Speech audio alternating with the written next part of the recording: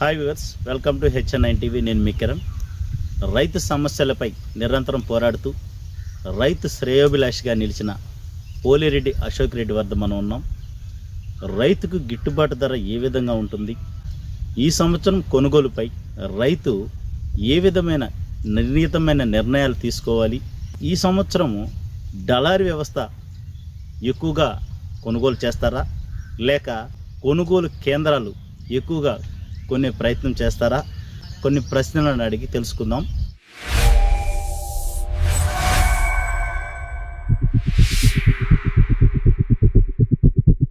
నమస్తే అన్న.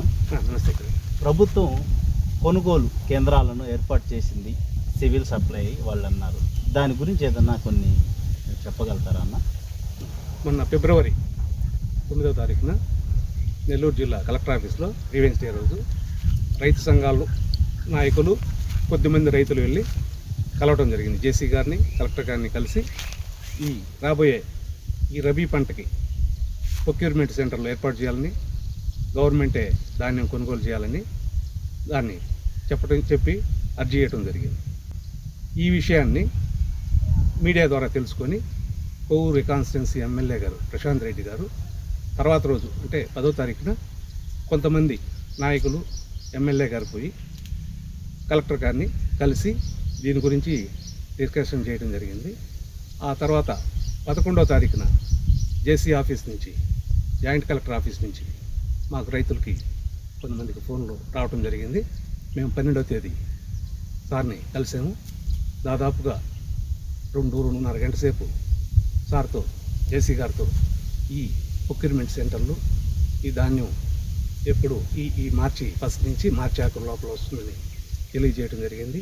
ఈ డిస్కషన్లో ఈ సమస్యలు ఏమున్నాయి, ఎక్కడెక్కడ పంట ముందుగా వస్తుంది అని చెప్పడం జరిగింది. సార్ కూడా అన్ని కనుక్కొని ఈ మార్చి 1st వీక్ నుంచి కొనుగోలు కేంద్రాలు, పిపిసి సెంటర్లు ఏర్పాటు చేస్తారని చెప్పడం జరిగింది. రైతులు కొనుగోలు కేంద్రాలు గవర్నమెంట్ పెట్టినా దళారీ వ్యవస్థకి బాగా అలవాటు పడిపోయారు.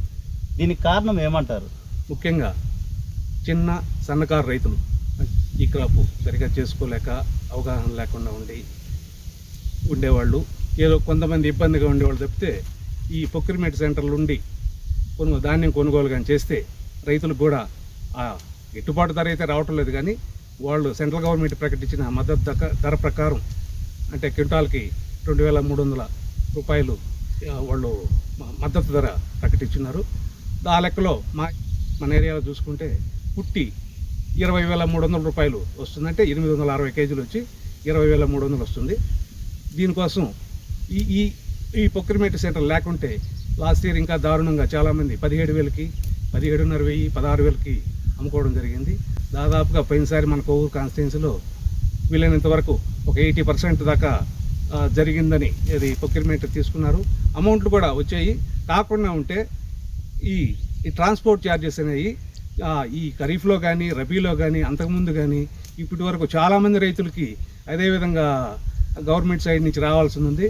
అది ఎందుకు రావట్లేదు మేము దపదపాలుగా పోయి కలిసి రెవెన్యూ కలెక్టర్ ఆఫీస్లో కానీ పోయి అర్జీలు ఇస్తున్నాం.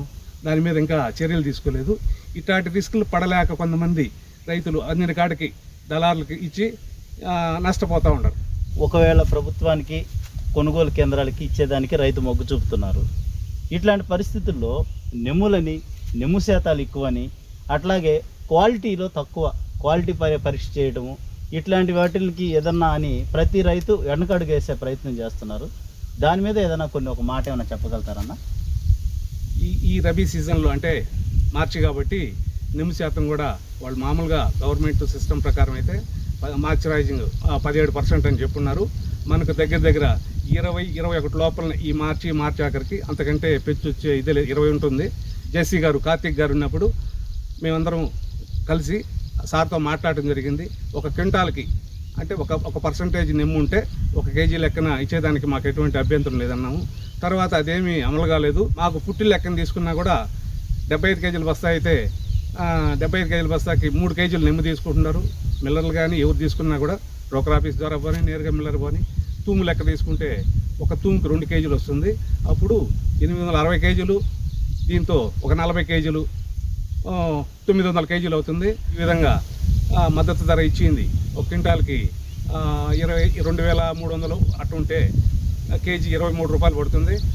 23 రూపాయలు పడినప్పుడు వీళ్ళు 50 కేజీలు తీసుకున్నా కూడా ఒక పుట్టికి ఒక 1,200, 1,000 రూపాయల పైన ఇటుపోతుంది. ఒక 25-30 పుట్లు అంటే 30,000, 35,000 రైతు నష్టపోవడం జరిగింది. ఈసారి ఆ విధంగా కాకుండా ఏ విధంగా మిల్లర్ మామూలుగా ఏ విధంగా తీసుకుంటున్నాడో అదే విధంగా అప్పుడు వాళ్ళు 75 కేజీల బస్తాలు తీసుకుంటారు కాబట్టి 75 కేజీల బస్తాలకి 3 కేజీల లెక్కన, క్వింటాల్ లెక్కన ఈ షెడ్యూలింగ్ ఈ ట్రక్ షీట్ కొట్టేటప్పుడు క్వింటాల్ లెక్కన తీసుకుంటారు కాబట్టి క్వింటాల్కి ఆ విధంగా ఒక 4 కేజీలు తీసుకున్నా కూడా వచ్చిన ఇదేం లేదని మేము అనుకుంటా ఉన్నాం కదండి. కూటమి ప్రభుత్వం అధికారంలోకి వచ్చిన తర్వాత రైతులకు రైతు భరోసా అనేది వేశారంటారు. ఈ రైతు భరోసా రైతుకి ఖర్చులకి ఏదన్నా పనికొస్తుంది అంటారా? అంటే రైతు పొలం ఖర్చులకైతే ఏమి, నాణ్యత ఖర్చులకైతే ఏమి, దానికి ఏమన్నా పనికొస్తుంది అంటారా? అది ఆ ప్రయత్నం వృధా అంటారా? రైతుకి మేలేనంటారా?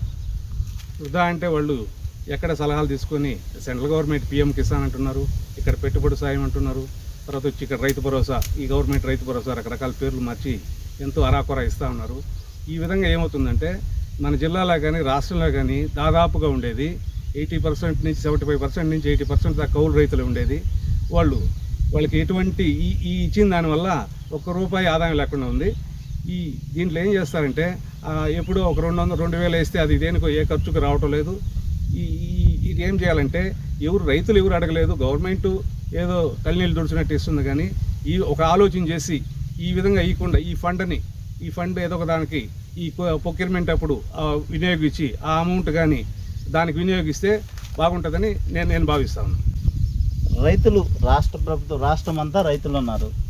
ఈ రాష్ట్రంలో రైతులందరికీ ఒక్కొక్క డివిజన్గా చేసి ఒక్కొక్క రైతుకి ఒక్కొక్క సమస్యలు అనేవి అనేకం ఉన్నాయి కాబట్టి ఏ రోజైనా మన కూటమి ప్రభుత్వం రైతులను పిలిచి వాళ్ళ సమస్యలను అడిగి తెలుసుకునే ప్రయత్నం చేశారంటారా? ఇప్పటి వరకు అయితే చేసిన దాఖలాలు ఏం కనిపించడం లేదు. ఇప్పుడు ఈ కూటమి ప్రభుత్వం రైతు సంక్షేమం కోసమే పనిచేస్తుందని చెప్తున్నారు కాబట్టి ఈ సలహాలు, అధికారుల సలహాలు, ఎవరెవరో నాయకుల సలహాలు కాకుండా రైతులతోనే సీఎం గారు ఒక్కరోజు కేటాయించి, సంవత్సరంలో ఒక్కరోజు కేటాయించి, దాదాపుగా మనకు 26 జిల్లాలు ఉన్నాయి. 26 జిల్లా, ఒక్కొక్క జిల్లా నుంచి ఒక 2 రైతులు చొప్పున పూర్తిగా జిల్లా మీద, సాగునీటి మీద, ఇది వాతావరణ పరిస్థితుల మీద పూర్తిగా అవగాహన ఉండే రైతుల్ని ఎవరినన్నా పార్టీలకి సంబంధం లేకుండా సెలెక్ట్ చేసుకొని ఒకరోజు రైతుల ప్రభుత్వం అంటున్నారు కాబట్టి రైతుల కోసం ఒక్కరోజు కేటాయించి రెవెన్యూ మినిస్టర్ గారు, తర్వాత అగ్రికల్చర్ మినిస్టర్ గారు, తర్వాత ఇరిగేషన్ మినిస్టర్ గారు, సీఎం గారు వీళ్ళు నలుగురు ఉండేటట్టు కూర్చొని రైతులు అంటే చిత్తూరు జిల్లా కావచ్చు, నంద్యాల కావచ్చు, కర్నూలు కావచ్చు, శ్రీకాకుళం కావచ్చు, ఎక్కడైనా కానీ ఈ రైతులు వాళ్ళు పూర్తిగా గంటలు కాకుండా ఒక రైతుకి 1 నిమిషం అవకాశం ఇచ్చి వాళ్ళు సమస్యలే ఉన్నాయి, ఆ జిల్లా మొత్తం మీద సమస్యలే ఉన్నాయి, అది ఏ విధంగా పరిష్కారం చేసుకుంటే అది సాగునీరు కావచ్చు, ఇతర రకరకాల పంటలు ఉన్నాయి, టమాటా ఉంది, ఉల్లగడ్డ ఉంది, ఎర్రగడ్డ అంటారు, ఎర్రగడ్డ ఉంది, రకరకాలు వేసి నష్టపోతా ఉన్నారు రైతులు. మిర్చి కానీ ఎక్కువగా వచ్చి వరిధాన్యం పండిస్తున్నారు.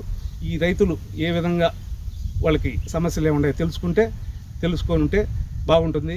ఈ విధంగా మేడం గారికి, కోవూరు కాన్స్టిట్యున్సీ ఎమ్మెల్యే ప్రశాంత్ రెడ్డి గారికి కూడా మా రిక్వెస్ట్ ఏంటంటే, మేడం సీఎం గారిని మీరు కలిసినప్పుడు మీ మాట వింటారు కాబట్టి మీరు ఈ విషయం సీఎం గారికి దృష్టికి తీసుకొని పోయి రైతులందరితో ఒకరోజు ఎప్పుడైనా కానీ ఖాళీగా ఉన్నప్పుడు ఒకరోజు ఈ సమస్యలు ఏమున్నాయో, ఏ జిల్లా ఎక్కడెక్కడ ఏమేమి ఉన్నాయి అని కొద్దిమంది సుమారుగా ఒక 50 మంది రైతులతో మాట్లాడితే బాగుంటుందని మేము కోరుకుంటున్నాం.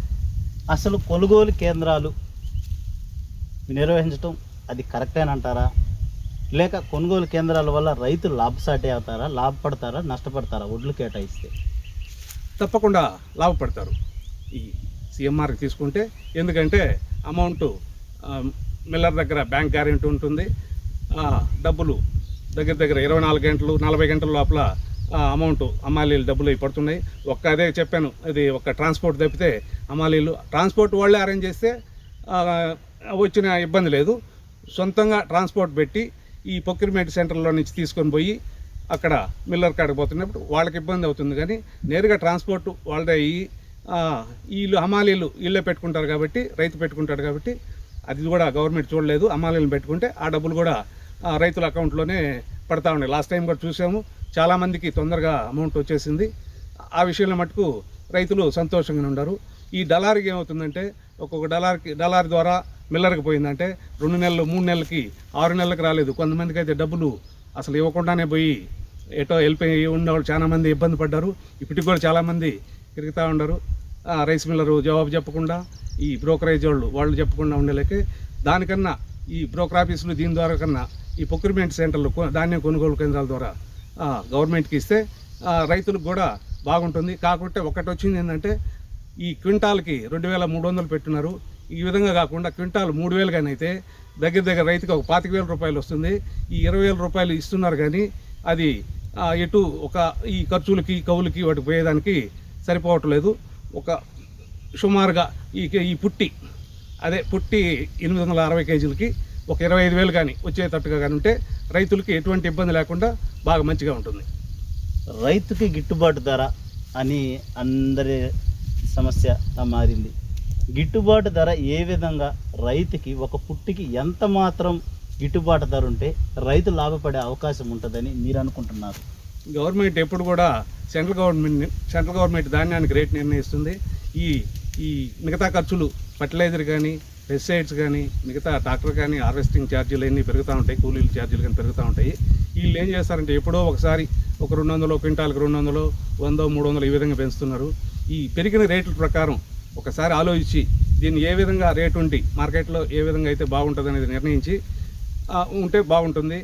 ఈ పెరిగిన మద్దతు ధర గిట్టుబాటు ధర అంటే ఉండేటట్టుగా ఉండాలి. మద్దతు ధర అంటే సపోర్ట్ చేస్తున్నారు కానీ ఒక్కోసారి ఇది కూడా రాకుండా చాలా దారుణంగా నష్టపోవాల్సిన పరిస్థితి రైతులు. ఈ ప్రొక్యూర్మెంట్ సెంటర్ల ద్వారా తీసుకొని చేస్తే పర్వాలేదు, లేకుండా ఉండే పరిస్థితుల్లో మన ఖరీఫే చూసాం. ఈ ఖరీఫ్లో మన జిల్లాలో మొత్తం వాళ్ళకి లిమిట్స్ అయిపోయిందని తర్వాత అక్టోబర్ 1 నుంచి ఈ ప్రొక్యూర్మెంట్ సెంటర్లు తీస్తున్నారు. అప్పటికే దాదాపుగా 95% కటింగ్ అయిపోయింది. ఈ ఖరీఫ్లో రైతులు చాలా ఇబ్బంది పడి నష్టపోయినారు బాగా. కోవూరు ఎమ్మెల్యే వేమిరెడ్డి ప్రశాంత్ రెడ్డి గారు పోయిన పంటకు గిట్టుబాటు ధర బాగా లభించింది, హమాలీ ఛార్జీలతో సహా మేము వేసాము అని చెప్పారన్న. మీరు కూడా రైతు కొనుగోలు కేంద్రాలకి మామూలుగా పంపించారు వడ్లు. మీరు ఏమైనా సమస్యలు ఏమైనా ఎదుర్కొన్నారా? మేము అక్టోబరు ఫస్ట్ వీక్లో వచ్చింది కాబట్టి నా వరకు ఈ దాదాపు మండలంలో ఎవరో ఒకరిద్దరే పోయినాయి. నాదైతే దగ్గర ఒక 100 టన్నుల దాకా పంపించడం జరిగింది ఒకే రైస్ మిల్కి. చూసి ఈ విషయంలో కొంచెం టెక్నికల్ ప్రాబ్లమ్స్ ఉన్నాయి. అది అప్పటికప్పుడే ఈ రబీ సీజన్ స్టార్ట్ కావటం, తర్వాత వచ్చి మేము వేసిన రకం అది లిస్టులో లేకుండా ఉండిన దానివల్ల ఇది జేడీ అగ్రికల్చర్ మేడం గారు కానీ డిఎం సివిల్ సప్లై వాళ్ళ సార్ కానీ వీళ్ళందరూ విజయవాడకు పంపించి ఇవన్నీ తీసుకొని మాకు కొద్దిగా లేట్ అయింది. ఈ లేట్ అయిన దానివల్ల టెక్నికల్ ప్రాబ్లం అయిన దానివల్లనే మాకు కొంచెం లేట్ అయింది. మాకు ఎప్పుడైతే ప్రాబ్లం క్లియర్ అయిపోయిందో 24 గంటల్లో నాకు అమౌంట్ అయితే పడిపోయింది, హమాలీలు పడ్డాయి. ఈ తర్వాత వచ్చి ఈ ప్యాడీది పడింది. కాకుంటే ఒక ట్రాన్స్పోర్ట్ మాత్రం ఇప్పటికీ దాని ఇదే లేదు. చాలామందికి రాలేదన్నారు. అంటే లాస్ట్ రబీలో ఒక ట్రాన్స్పోర్ట్కి మన జిల్లాలో ఎంవీఆర్ ట్రాన్స్పోర్ట్ అని ఇచ్చినారు, వాళ్ళే లారీ సప్లై చేస్తున్నారు. మిగతా బాపట్ల, ఒంగోలు జిల్లాల నుంచి వాళ్ళు మిల్లర్లు నేరుగా పంపించారు. అప్పుడేమి ఇబ్బంది కాలేదు. కానీ ఈ కొంతమంది దగ్గర ఉండేవాళ్ళు వాళ్ళు నేరుగా రైతులే ట్రాన్స్పోర్ట్ అరేంజ్ చేసుకున్న వాళ్ళకి ఇప్పటి వరకు ట్రాన్స్పోర్ట్ అమౌంట్ అయితే రాలేదు. ఇది ట్రాన్స్పోర్ట్ ఒకటే లోపం అంటారు? అవును, ట్రాన్స్పోర్ట్ ఒకటే ఇబ్బందిగా ఉంది. హమాలీలు కానీ తర్వాత ఈ ధాన్యం అమౌంట్ కానీ ఈ ట్రక్ షీట్ అయిపోయి షెడ్యూల్ అయిపోయి ట్రక్ షీట్ అయిపోయి ఇది చేయగానే 24 గంటలు అయితే మటుకు 24-48 గంటల మటుకు అమౌంట్ మటుకు దాదాపుగా అందరికీ పడినాయని అందరూ కనుక్కున్నప్పుడు అందరూ అదే విధంగా చెప్పినారు. అన్న చివరిగా ఒక మాట, రైతులు కొనుగోలు కేంద్రాలకి వడ్లు తీసుకెళ్లేటప్పుడు రైతులు ఏ జాగ్రత్తలు పాటించాలి? నెమ్ముల ప్రకారం కానీ ఇంకేదైనా కానీ రైతులకి ఏమైనా సూచనలు ఏమైనా ఇస్తారా? తప్పకుండా. ఫస్ట్ ఈ క్రాప్ కంప్లీట్ అయి ఉండాలా. తర్వాత మనం కటింగ్ అంటే వరికోత కోసేటప్పుడు ఒకరోజు ముందుగా పోయి సచివాలయాల్లో వీళ్ళు ఉంటారు కాబట్టి అగ్రికల్చర్ అసిస్టెంట్ ఉంటారు, వాళ్ళని కలిసి షెడ్యూలింగ్ చేయించుకొని తర్వాత వచ్చి మనకు పోయినసారి వచ్చి ఆర్బీకేలకి వాడికేళ్ళకి ఇచ్చినారు, ఆర్బీకేలు ఆర్ఎస్కేలకి కొంచెం ఇచ్చినారు. ఇప్పుడు పూర్తిగా సహకార సంఘాలకు మాత్రమే ఈ ప్రొక్యూర్మెంట్ సెంటర్లు చేసినట్టున్నారు. ఆ సహకార సంఘంలో సొసైటీల్లో ఉండే సీఈఓలు కానీ తర్వాత వాళ్ళ అసిస్టెంట్లు కానీ ఎవరైనా ఉండేవి ఈ మొత్తం ఏ ఊరు ఏ సొసైటీ కిందకు వస్తుంది వాళ్ళ కాంటాక్ట్ నెంబర్లు మొత్తం అన్ని డీటెయిల్స్ అన్నీ ఇచ్చేస్తున్నారు. ఈ సివిల్ సప్లై వాళ్ళు పూర్తిగా మన జిల్లా మొత్తం ఎక్కడెక్కడ ఏరియాల్లో ఎవరెవరికి వాళ్ళని ఇచ్చున్నారు.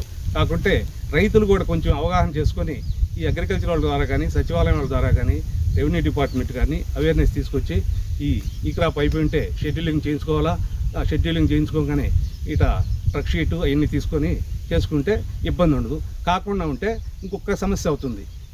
ఒక పూర్తిగా లోడు ఉన్న రైతుకైతే ఎటువంటి ఇబ్బంది లేకుండా ఉంది. ఒక 2 ఎకరాలు 1 ఎకరా 3 ఎకరాలు ఉన్న రైతులు వాళ్ళు ఈ లోడ్లు పంపించుకోలేక లారీ దొరక సప్లై చేయాలంటే ఇదిగా ఉండి వాళ్ళకి ఏ రేటు ఉంటే ఆ రేటుకి దళారుల ద్వారా అమ్ముకొని చాలా నష్టపోతూ ఉన్నారు. దీంట్లో కొంచెం చిన్న సన్నకారు రైతుల్ని కొంచెం పట్టించుకోవాలని గవర్నమెంట్ కానీ అధికారులు కానీ కోరుకుంటారు. కోవూరులో డెల్టా ఏరియా ఇప్పుడు పంటలు అధికంగా పండాయి, ఒడ్లు కూడా దిగుబడి ఎక్కువ బాగా వచ్చింది. ఎమ్మెల్యే గారు కూడా చెప్పిన కథనం ప్రకారం ఏంటంటే సాగునీరు కానీ అన్నీ కూడా వసతులు కరెక్ట్గా అందే కాబట్టి పంటలు సమృద్ధిగా పందాయి అంటున్నారు. దీనివల్ల కొనుగోలు కేంద్రాలు ఏమైనా పెంచే అవకాశం ఉండాలంటారా? కొనుగోలు కేంద్రాలు మామూలుగా ఉండే సరిపోతాయా? ఏదైనా పెంచాలని ఏమన్నా ప్రభుత్వాన్ని కోరతారా? పెంచేదానికి ఎక్కడంటే సొసైటీ ఉందో ఆడనే ఇచ్చున్నారు. ఆ స్టాఫ్ని కొంచెం ఎక్కువగా పెట్టుకొని వాళ్ళు డ్యూటీ టైంలోనే కాకుండా కరెక్ట్గా ఏంటంటే ఒక 15 రోజుల నుంచి 20 రోజులే కాబట్టి ఈ వరి కోతలు జరిగే ఏరియాల్లో ఉండేది 15 రోజులు 20 రోజులు సరిపోతుంది. వాళ్ళు ఆడుండే స్టాఫ్ కానీ అధికారులు కానీ ఎవరైనా ఈ టైం చూసుకొని క్లోజ్ చేసిపోకుండా కొంచెం లేట్ అయినా అడ్జస్ట్ చేసుకొని ఉండాలని, తర్వాత ఈ మండల ఆఫీస్లో వాళ్ళు కానీ అధికారులు కానీ వీళ్ళంతా వాళ్ళ మీద అన్నీ ఒక తీసుకొని వాళ్ళకి సూచనలు చేస్తారని కోరుకుంటున్నాం కదా. రైతులకి అవేర్నెస్ పెంచేదానికి, కొనుగోలు కేంద్రాలకి ఒడ్లు తీసేదానికి రైతులకి ఏదైనా ప్రభుత్వం ద్వారా ఒక దండోరా కానీ అట్లాంటిది ఏదైనా వేసి తెలపాల్సిన ప్రయత్నం ఏమైనా ఉంటుందా?